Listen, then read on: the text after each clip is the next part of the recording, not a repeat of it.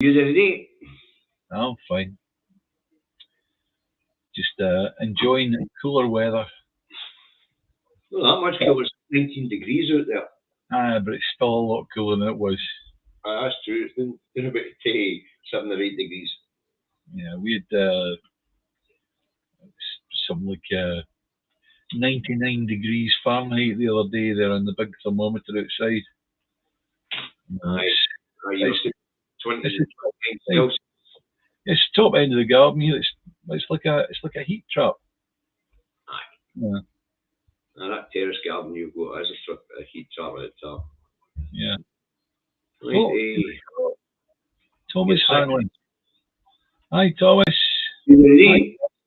Oh, I fine. don't have to turn the volume off. There is 15 on I think it's 15, 18 on Facebook. You going to monitor the Facebook comments? No, well, I've got this page open, so I really. Okay, I'll do it. I think it's 15, 18. I'm going to shut that idiot down. Talk with myself. Right, I'll monitor the Facebook comments. Right, let's get started then, David. We're on Promptu's chat show. UK Met Office warns what? Where are we? It was the thing about the drought. Floods. It's what the UK Water Company chief executives paid, and it's Hold on a minute. Hey, that's a different subject altogether. But we're talking about the Met Office story first. Yeah, the Met Office story. Where is it again? This is the same Met Office that told us that the east coast of Scotland was becoming dry, and then when we get the meteorological data down, turns out that the east coast is getting wetter and the west coast is getting drier now. Apparently. Yeah, well, the Met Office are warning of dangerous floods across the country. Now, it's back to the same old, same old. What we had was from about, I would say, the late 70s or early 80s, you had a massive building program of new estates. They were built on floodplains. Aye. And because of that, you had the situation where the water's got nowhere to drain to.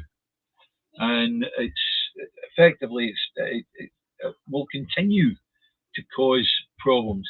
We see that in Scotland. Some places that there are some places where they are prone to flooding. Even up the road here in Coffno, we've got all these nice, lovely houses, right? And we had the situation until that. I think what they did was they built a wall, and they put in a sump to catch the water, but they were backing onto a field, but it's all on a hill. And one day they woke up to find the water sort of like several inches up the patio doors, sort of trickling in, you know. Right. So if you build in places like that, then obviously there's nowhere for the water to run off to, and they're going to continue doing that. What I would say is, if they could manage to build aquifers, you know, like massive underground storage places where the water could flood into and be kept as a store of water. It's funny you should mention that, David. When they build modern housing developments here in Scotland, what they do is they put ponds in, and that's for the runoff. Yeah. And then they put the poles with the life belts around them, you know what I mean? And put pumps in so people can use them as exercise areas. We've got a few of them across there in Chapel Hall. That's right, yeah. So that's the runoff. Sink estates, Jim says. Right, Thomas, an answer to you. He's fine. He's all right. He's okay. He's been told to quit smoking, and I think I could have told him that, and telling myself the same thing. Aye. It's not a chest infection in laugh, folks. It's just a cold. And I'm probably going to go into a vape. All right. Now, the interesting thing is the calls. There's been calls to cut the bonuses for UK water bosses until reservoirs are built and leaks are fixed. That's a bogus story. That only applies to England and Wales because Scotland and Northern Ireland have nationalised water companies. I don't know if you're aware that Northern Ireland also has their water companies in public hands. Well, We haven't been sitting on our fingers. We have been building reservoirs and catchment and things like that. Not that we need it with 32,000 freshwater locks anyway, you know. Okay. Aye, Lenny, they built some houses in Dalry on a floodplain, did they? That doesn't surprise me. So, anyway, English and Welsh water company bosses should have their bonuses cropped to the build. Actually, we should renationalise the fucking thing. Well, they haven't. You put up, David, I don't know if you've got it handy. You can put up the screen with water quality, with the blue, the red. Yeah. That's on my home the whole of Scotland has got excellent water quality, and there's a reason for it. Let's see if I can just do this quickly. It is right there. See, do you know something there? Facebook's becoming a bloody mess. It really is. Right. There it is there. Right. And what I'll do is I'll just I'll line it up.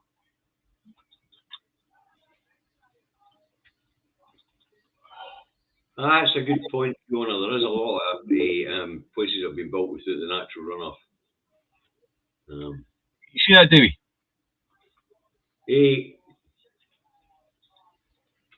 You've got to let it in. Aye, I'll let it in there now. Yeah. There we go. There we go, folks. Now, blue is good. Dark blue is good quality water. Light blue is reasonably quality water. And then you get into the yellow, which is sort of 50-50 territory. And if we look at the whole of England in the dark red, that means the water is really bad. Yeah. Basically unfit for human consumption, actually. What's interesting about the drought down that road is the reservoirs that went dry, and what water courses did they have? They can't take water from because we've pumped sewage into it. You know? You can take that chart down, David. I'm sure everybody's seen it, and we've explained it. I'm still getting people. Well, we just stop. There we go. Stop sharing that as well, right? I still get people coming on about this of where it seems our plans afoot to drain our water south. Do you know something? I wouldn't worry about that. I wouldn't worry about that. In actual fact, we know that from what David said and all the rest that there is a pipe that runs south through Johnston Bridge and all the rest of it, right? But actually, it runs in the back of the right. Yeah, but even if there wasn't, if we allowed them to go ahead and build more pipes to take the water south, don't worry about it. Once we get independence, we'll just put a nice big water meter on each one of them, and we'll charge them £1 a litre. It's be a good business. Seriously, set up for us.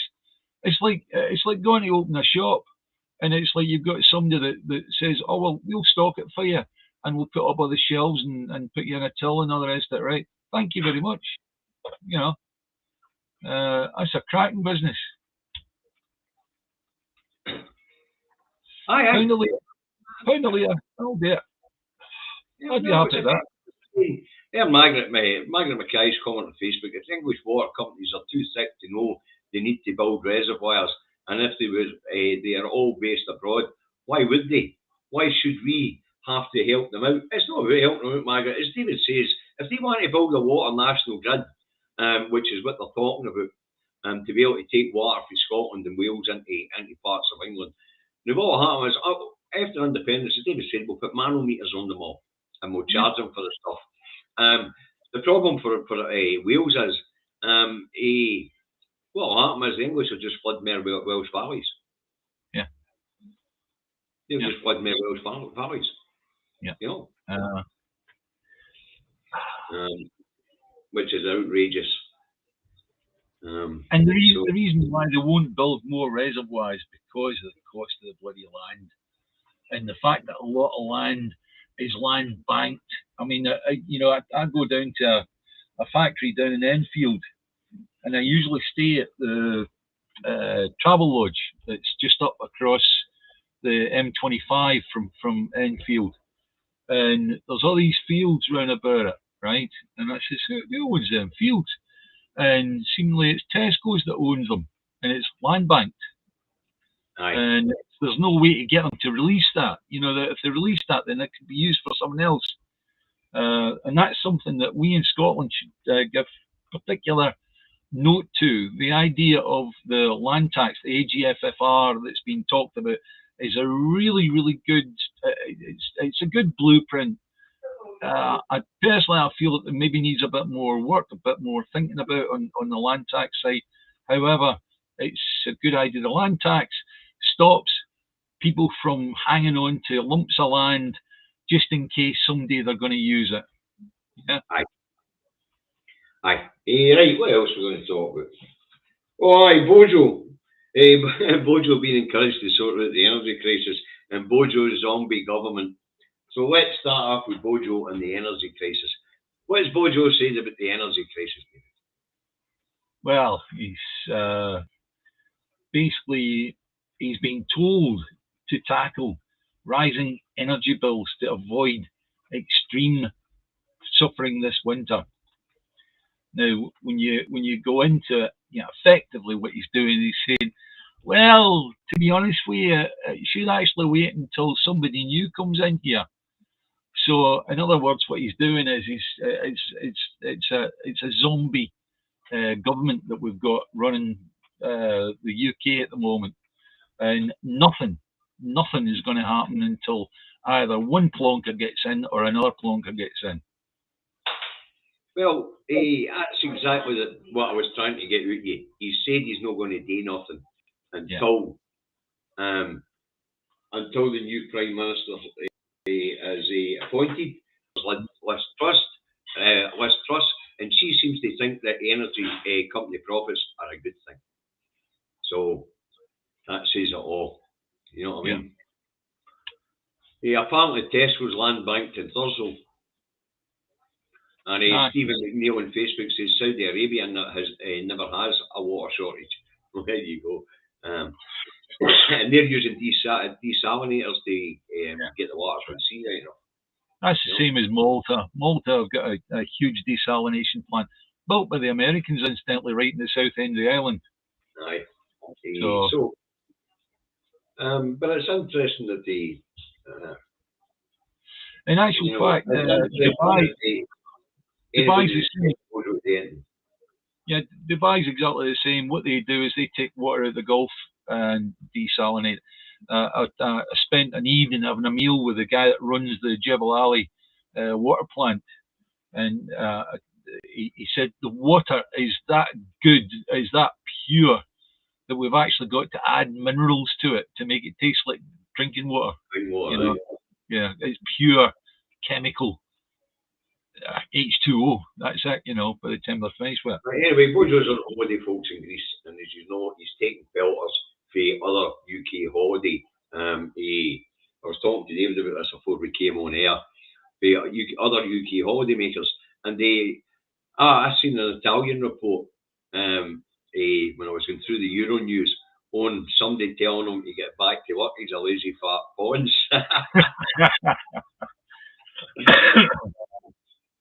And for those of you out there who are inquiring about my health, the doctor says my chest's fine. Chuck smoking your palm. He says I'm no stay fine if I don't chuck smoking, but apparently it's fine. No rattles, no rasps, no infection. Okay, it's just the blood flags.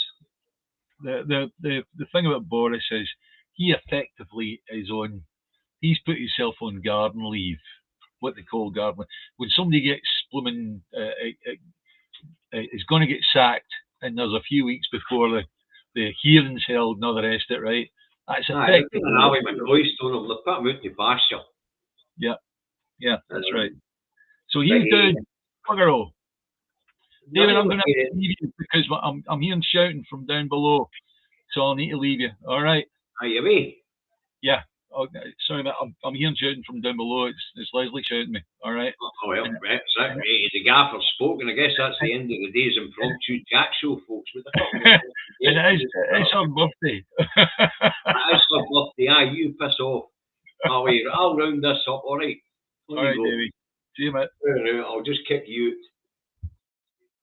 We had another couple of subjects to talk about, folks, but it is David's wife's birthday, so he's been dragged away. Right, COVID to be, assessed as occupational disease. That's what the Trade Union Congress wants. Ain't going to happen. Because it means if you pick up COVID at work, then you're entitled to certain compensations, certain benefits, and more importantly, you pick up COVID at work and peg it, then your family get to sue the company because you picked up an industrial disease and died. So even though that it's a reasonable thing to want, you would think a decent employer, if you catch COVID and have to isolate and things like that, will keep paying you. But TUC want to make it an occupational disease. They say that's not going to happen, and it's not going to happen because it would leave pathways open, or it would open up pathways to sue employers if one of your relatives catches COVID at work and pegs it. Or if you get long COVID and you end up out of work, then you can claim compensation, that sort of thing. So no, that's not going to fly. And the other thing we were going to talk about is Starmer and his energy bill wheeze. Starmer doesn't want to upset the power companies that much, so he's saying we'll cap it where it is now. As we know, these companies are making record profits. Centrica's profits for the first quarter and the second quarter of this year were up 5 times what they were making in the same quarter in 2021. For £1,200, we're up about £2,700 at the moment. We're going to go to £3,000 odd in October and predicted to reach £5,000 by next year. So Starmer's idea of capping it at today's prices, which is a price that people can't afford right now, and that's before the October rise, then Starmer's just pandering to business. The answer, of course, is to nationalise the energy. Down that road in England, the answer is to nationalise water. I've been listening to Mick Lynch a fair bit, the guy for the RMT, and when he talks about Starmer and his Labour Party, what Lynch is saying is that he actually thinks Starmer's Labour Party could be a different version of the Conservative Party. That was an interesting statement from Mick Lynch. A very interesting statement from him. Because, as you guys up here in Scotland know, we call them the Red Tories. They're indistinguishable from one another up here in Scotland. And, as I keep pointing out, down there in the House of Thieves and Carpetbaggers, you couldn't put a flag paper between the two arse cheeks right now. Starmer's just Bojo with a different hairdo. He's just another corporate and the state plant at the top of the Labour Party. Simple as that. So there you go. They were the other two subjects we had to talk about. It's David's wife's birthday today, and if she calls, that's the end of the stream, guys. Thanks very much for joining us. Sorry couldn't broadcast this morning, as I had something else today. Now, maybe be a wee bit late, or maybe go early tomorrow morning on the Indie Truck Davies show, because I've got something to do around about between 10 and 11. It's not something that should take me any more than an hour, but it's not at home. So I'll maybe take the iPad with me and go for the car or something like that. But I'll put a notice up in the morning and tell you whether it's going to be 10:50, whether it's going to be 9:15, or whether it's going to be 11:15. Okay. Right. So, seen Alba Party on about SNP bad again. I wouldn't whatever if you want to. Really. Now, as you know, folks, I've been accused of being down in the Alba Party. I'm a political realist. When they were formed, I said it doesn't matter what the celebrity at the front here is, or what the political acumen of the person fronting it. It doesn't matter. It takes 30 to 50 years for new political parties to make a breakthrough. I cited the Greens as an example. You know, I predicted that the Alba Party wouldn't get any representatives, and it was all a case of SNP 1, SNP 2, stupid idea and all that things. People vote on manifestos. The Alpha Party didn't put one out with anything. And 2 elections done. The Alpha Party is exactly where they're expected to be. But sniping at the SNP isn't going to help their cause. Sniping at the Greens or any other political party is not going to help their cause. What they need to do is put a decent manifesto together when they're standing. You can't just run on Scottish independence. You've got to put a decent manifesto together for running schools, running a health, social policies going forward. The SNP have always been good at rolling these things out with a baby box, scrapping bridge tolls, all these things that go, which are benefiting society. The Alpha Party is going to get a wee bit more inventive if they want to make a breakthrough. But don't expect a breakthrough in the next 30, 50 years. That's just the way it is. As I say, I'm not doing any Alpha Parties. I'm a political realist. Simple as that. Right, we'll wind that up there, folks. And you guys have a real nice day. Okay, and I'll see you in the morning. Good evening.